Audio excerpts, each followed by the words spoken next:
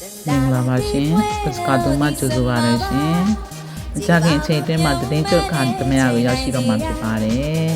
သတင်းကျွတ်ချိန်ခါမှာလူငယ်သဘာဝရလူငယ်တွေကပြောကြပါကြသွားကြလာကြတာပေါ့ရှင်လူကြီးတွေအနေနဲ့ကတော့လူငယ်တွေရဲ့တည်တတ်မှုနဲ့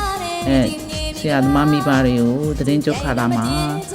ကြော့ကြတာဖြစ်ပါတယ်ကြော့တဲ့အခါမှာလဲမုံတို့ပန်းချင်းတို့ဝတ်စားတို့စိတ်ရှင်တွေကြောက်မြဲတာစသဖြင့်ကြော့တဲ့အမျိုးစားတွေကတော့အမျိုးမျိုးပေါ့နော်တကယ်လို့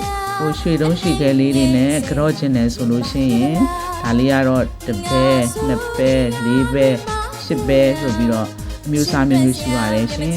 ဒီဟာလေးတွေကတော့အရော့အတွက်လုံးဝမပါဘဲနဲ့လက်ခ1000ခွဲလေးသာပေးရမှာဖြစ်ပါတယ်တကယ်လို့လက်ခလည်းအကုန်မခံနိုင်ဘူးအရော့အတွက်လည်းအကုန်မခံနိုင်ဘူးဆိုရင်တော့ဒီလိုဖြတ်စလေးတွေနဲ့ဝယ်ယူပြီးကြော့နိုင်ပါတယ်ရှင်ဝယ်ယူအားပေးမယ်ဆိုရင်လည်း Oscar သူချမ်း Jewelry မှာဒါလေးတွေကိုလာရောက်အားပေးနိုင်ပါတယ်ရှင်ကျေးဇူးတင်ပါတယ်ရှင်